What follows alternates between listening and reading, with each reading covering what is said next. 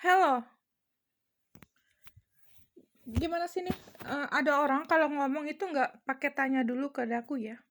Orang kalau aku bilang tuh dungu ya, dungu atau dongo.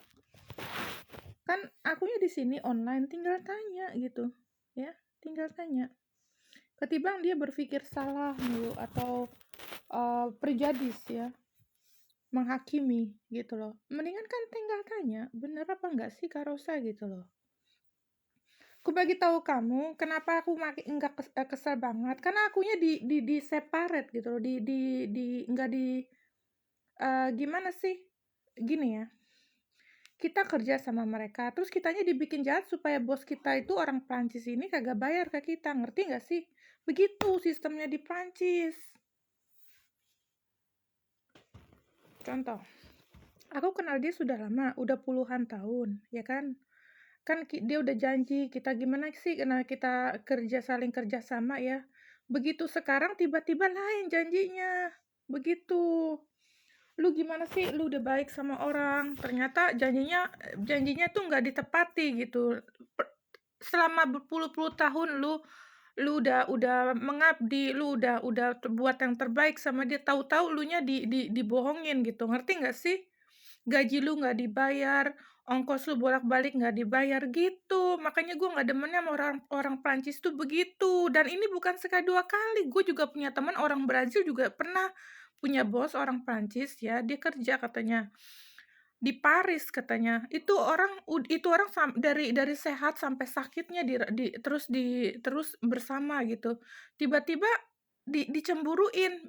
Katanya, "Oh jangan, ini cewek cuma mau duitnya aja." Ya Allah.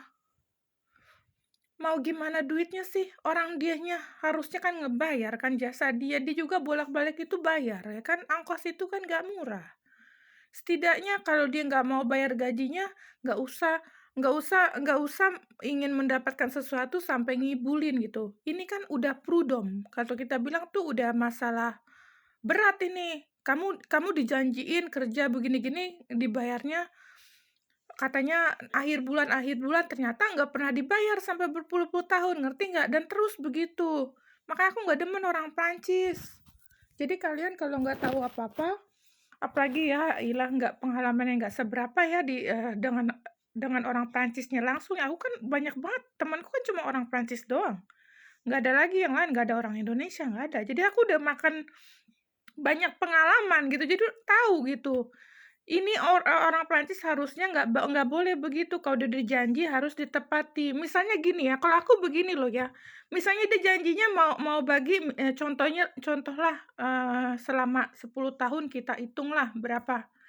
Nah, kalau dia tidak tepati, ya tinggal kita kalikan aja, 10 dikali 10 gitu, gitu. Jadi berlipat-lipat, ngerti nggak? Kayak sistemnya orang Prancis itu kan kalau kita bayar telat aja dinaikin sampai berkali-kali lipat, namanya majorasi. Kita juga harus begitu, daku. Makanya kalau orang Prancis nih udah ngibul nih ya, udah nggak mau bayar, transportku nggak dibalikin, ya, terus jasaku nggak dibayar, bolak-balikku, belum lagi rayuannya dan segala macam supaya kita tuh tunduk bekerja terus tanpa dibayar, ngerti nggak? Itu udah delik penipuan tahu. Penipuan, seks eksploitasi, dan segala hal. Kenapa begitu? Orang Prancis kan tukang nyolek-nyolek. Semua orang deh, tanya deh, sesama artis aja nyolek-nyolek tau nggak? Orang Prancis tuh nyolek-nyolek mulu tau. Dia demen banget nyolek-nyolek. Ya namanya kita kerja tuh pastilah dicolek. Di Indonesia juga begitu kan, apalagi di sini yang cowoknya tuh selalu tinggal sendiri, nggak pernah punya pasangan. Nyolek.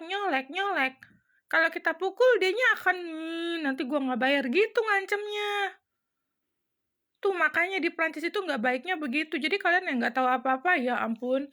Lu mah nih, dari mulut gue sendiri nih, gue ngomong gini nih.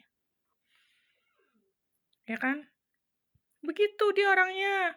Janjinya nggak ditepatin, dan dia mulutnya itu kasar loh. Prancis itu mulutnya, iya amit-amit cang bayi. Amit-amit cang bayi. Gue nggak mau record lah. Lu aja dah. Lu cobain aja sendiri sama mereka. Mereka tuh ngomongnya nyakitin loh kalau udah nggak bayar. Begitu. Lu kaliin aja, dikali 10 gitu aja. Biar